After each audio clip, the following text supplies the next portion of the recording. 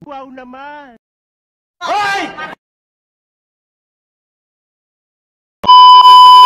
Alright, so good morning guys. So meron tayong customer from Masbate City. So malayo guys, kaya ipapaship natin to via JNT. Alright, so ang usapan namin ng client ay payment first.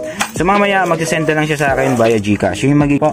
So ito po ang order. Ito ang order ng ating client.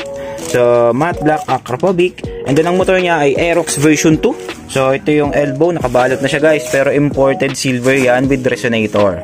Alright, so pwede siya sa NMAX B version 2, Aerox V2, Aerox version 1. So, and guys, moments later.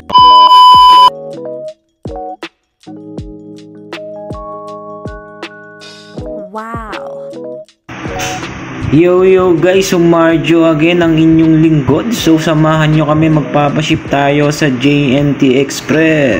So yung client pala natin guys ay from Masbate City. So malayo pa si bossing, kaya ito ipapadala natin via JNT.